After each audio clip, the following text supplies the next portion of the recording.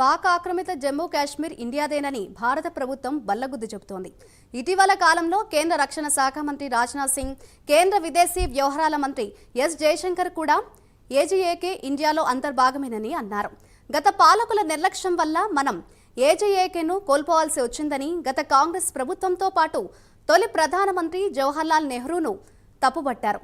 ఈ రోజు కాకపోయినా రేపైనా ఏజీఏకే ఇండియాలో అంతర్భాగం అవుతుందని ధీమా వ్యక్తం చేశారు. దీనిపై పార్లమెంట్లో తీర్మానం చేశామని గుర్తు చేశారు. ప్రస్తుతం ఏజీఏకే ప్రజలపై పాక్ దమనకాండ విపరీతంగా పెరిగిపోవడంతో ఇక్కడి ప్రజలు స్వచ్ఛందంగానే ఇండియాలో చేరుతామని ముందుకొస్తున్నారు.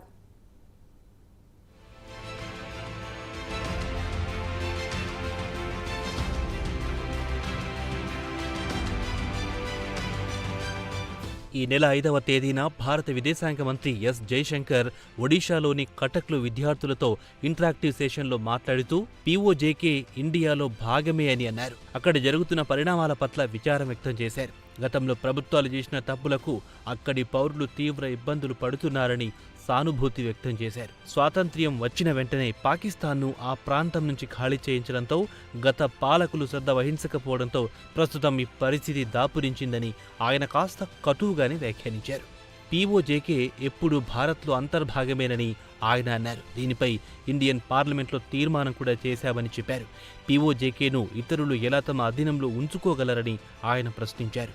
త్వరలోనే ఇండియా చేతికి వస్తోందన్నారు. దీనికి ఆయన ఉదాహరణ కూడా చెప్పుకొచ్చారు. మన ఇంటిని మనం అదుపులో ఉంచుకోవాలి, లేదంటే బయటి వారొచ్చి ఇంట్లో ఉన్న సామానును దొంగిలించుకుపోతారు, ఇంటిని కబ్జా చేస్తారని జయశంకర్ ఒడిషాలో జరిగిన ఇంటరాక్టివ్ సెషన్లో మాట్లాడుతూ అన్నారు.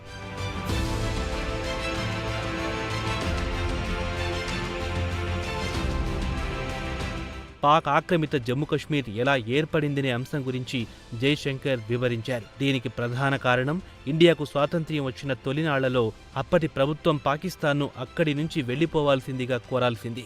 అప్పటి ప్రభుత్వం నిర్లక్ష్యం కారణంగా ప్రస్తుతం పీఓజేకే ప్రజలు తీవ్ర ఇబ్బందులు పడుతున్నారు. అప్పుడే పాకిస్తాన్ను అక్కడి నుంచి ఖాళీ చేయించి ఉంటే ప్రస్తుతం ఈ పరిస్థితి వచ్చేది కాదు. మనతో పాటు వారు ఆర్థికంగా బలపడేవారని ఆయన అన్నారు. అయితే భవిష్యత్తులో ఏం జరుగుతుందో తానిప్పుడే చెప్పలేను. అయితే ఒక్కటి మాత్రం ఖచ్చితంగా చెప్పగలను. ఇప్పుడు పీఓజేకేలో ప్రజల అభిప్రాయాలను తీసుకుంటే వారంతా ముక్త కంఠంతో ఇండియాలో విలీనం కావడానికి మొగ్గు చూపుతారు. మన నిర్లక్ష్యం అక్కడి ప్రజల పట్ల శాపంగా మారింది. వారిని మనమే కాలదనుకున్నాం, మనమే వారిని మరిచిపోయాం. అయితే ఖచ్చితంగా త్వరలోనే ఇండియాలో పీఓజేకే విలీనం అవుతుంది. దీనిపై ఎవరికి ఎలాంటి అనుమానాలు అక్కర్లేదని ఎస్ జయశంకర్ ధీమా వ్యక్తం చేశారు. అయితే జయశంకర్ ప్రస్తుతం పీఓజేకేతో పాటు జమ్మూ కశ్మీర్ సమస్యలకు కారణం కాంగ్రెస్ పార్టీ అని పలుమార్లు విమర్శించారు. ఇటీవలే హైదరాబాద్లో ఆయన ఓ సదస్సులో మాట్లాడుతూ కశ్మీర్ అంశం గురించి ఐక్యరాజ్య సమితిని సంప్రదించడాన్ని సర్దార్ పటేల్ వ్యతిరేకిస్తే ఇండియా మొట్టమొదటి ప్రధానమంత్రి జవహర్లాల్ నెహ్రూ పటేల్ ప్రతిపాదనను వ్యతిరేకించారని గుర్తు చేశారు. ప్రస్తుతం జమ్మూ కశ్మీర్తో పాటు పీఓజేకేలో అశాంతికి కూడా మన గత పాలకులే కారణమని జయశంకర్ పరోక్షంగా అప్పటి కాంగ్రెస్ ప్రభుత్వంపై మండిపడ్డారు.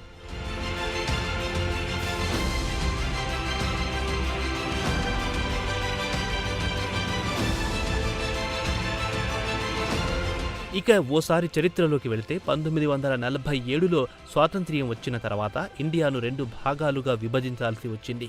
బ్రిటిష్ వారు జమ్మూ కశ్మీర్ను పాలిస్తున్న మహారాజు హరిసింగ్కు కొన్ని ఆప్షన్లు ఇచ్చారు. ఒకటి, ఇండియాలో చేరుతారా, రెండోది పాకిస్తాన్లో చేరుతారా లేదా స్వతంత్ర దేశంగా ఉంటారా అని అడిగారు. అయితే దీనికి మహారాజా హరిసింగ్ మాత్రం తాను స్వతంత్ర దేశంగా ఉంటానని చెప్పారు. అయితే కశ్మీర్కు పశ్చిమాన ఉన్న జిల్లాల్లో ముస్లింల జనాభా ఎక్కువగా ఉండేది. అదే ప్రస్తుతం ఉన్న Azad Kashmir, frontier district province, ప్రస్తుతం గిల్గిట్ బల్టిస్తాన్లు తాము పాకిస్తాన్లో చేరడానికి మొగ్గు చూపాయి.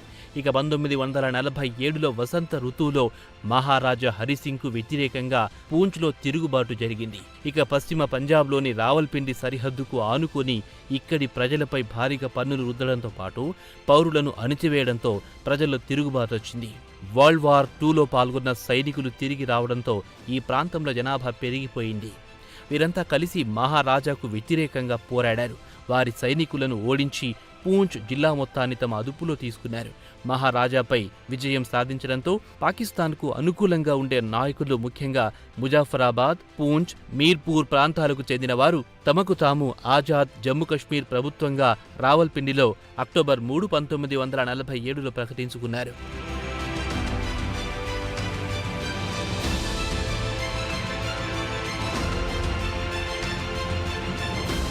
ఇదిలా ఉండగా 1947 అక్టోబర్ 21న నార్త్ వెస్ట్ ప్రాంతియార్ ప్రావిన్స్కు చెందిన పస్తూన్ తెగకు చెందిన వేలాది మంది మహారాజా హరిసింగ్ పాలనకు వ్యతిరేకంగా తిరుగుబాటు చేశారు. వారంతా ఏకంగా జమ్మూ కశ్మీర్లో ప్రవేశించారు. వారికి అండగా అనుభవం కలిగిన పాక్ మిలిటరీ అత్యాధునిక ఆయుధాలతో హరిసింగ్పై యుద్ధానికి దిగారు. ఇక హరిసింగ్ వద్ద ఉన్న సైనికులు వారి దాడికి తట్టుకోలేకపోయారు. కాగా పస్తూన్ తెగకు చెందిన వారు ముజాఫరాబాద్, బారాముల్లాను తమ అదుపులో తీసుకున్నారు. శ్రీనగర్కు నార్త్ ఈస్ట్ ప్రాంతంలోని 32 కిలోమీటర్లు తమ అదుపులో తీసుకుంది. ఓడిపోతున్నామనుకున్న మహారాజా హరిసింగ్ అక్టోబర్ 24న ఇండియా ప్రభుత్వాన్ని వెంటనే మిలిటరీని పంపి తనను ఆదుకోవాలని విజ్ఞప్తి చేశారు. అయితే దీనికి ఇండియా ఓ షరతు పెట్టింది. సైనిక సాయం కావాలంటే ఇండియాలో విలీనమైనట్లు ప్రకటిస్తే తాము మిలిటరీ సాయం చేస్తామని కండిషన్ పెట్టింది. దీంతో హరిసింగ్ వేరే గత్యంతరం లేక అక్టోబర్ 26, 1947లో భారత్లో విలీనమవుతున్నట్లు ఒప్పందాలపై సంతకాలు చేశాడు. వారి రక్షణ, విదేశాంగ వ్యవహారాలు, కమ్యూనికేషన్ ఇండియాకు అప్పగించారు. వెంటనే ఇండియన్ మిలిటరీ విమానాల్లో శ్రీనగర్లో దిగింది. దీంతో వెంటనే పాకిస్తాన్ కూడా రంగంలోకి దిగింది. ఇండియా, పాకిస్తాన్ సైనికుల మధ్య యుద్ధం మొదలయ్యింది. అటు తర్వాత జమ్మూ కశ్మీర్ 2 ముక్కలుగా విడిపోయింది. ఒక భాగం ఇండియా చేతిలో, ఇంకో భాగం పాకిస్తాన్ కంట్రోల్లోకి వెళ్లిపోయింది.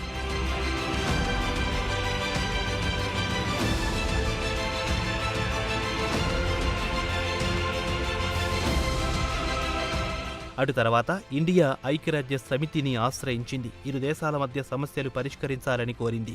కశ్మీర్లో ఎవరు పాలించాలనే అంశంపై ఓ తీర్మానం చేయాలని కోరింది. అయితే కశ్మీర్ను ఎవరు పాలించాలనే అంశంపై అక్కడి ప్రజలను అడుగుదామని, అక్కడి ప్రజల అభిప్రాయ సేకరణ చేద్దామని యుఎన్ తేల్చి చెప్పింది. అయితే ఇప్పటి వరకు ప్రజల అభిప్రాయ సేకరణ దిశగా ఒక్క అడుగు కూడా ముందుకు పడలేదు. లైన్ ఆఫ్ కంట్రోల్ నుంచి పాక్ సైనికులు తిరిగి వెళ్లాలని కోరినా ఆ దిశగా అడుగులు ముందుకు పడలేదు. అయితే ఇరు దేశాల మధ్య కాల్పుల విరమణ ఒప్పందం కుదిరింది. ఇక తిరిగి ఆజాద్ జమ్మూ కశ్మీర్ విషయానికి వస్తే 1948లో ఇండియా, పాకిస్తాన్ల మధ్య కాల్పుల విరమణ ఒప్పందం అమలైన తర్వాత ఏజేకేను పాకిస్తాన్ తమలో విలీనం చేసుకోలేకపోయినా అనధికారికంగా తమ పట్టు కొనసాగిస్తోంది.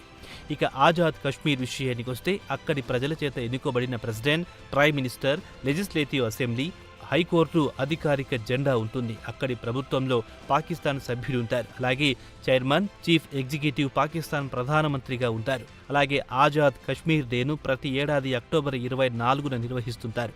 అలాగే పాకిస్తాన్ కూడా 1990 నుంచి ఫిబ్రవరి 5వ తేదీన కశ్మీర్ సంఘీభావ దినంగా జరుపుకుంటోంది. ఇండియాలో ఉన్న కశ్మీర్లకు సంఘీభావం తెలుపుతోంది. ఆ రోజు జాతీయ సెలవు దినంగా ప్రకటించింది పాకిస్తాన్.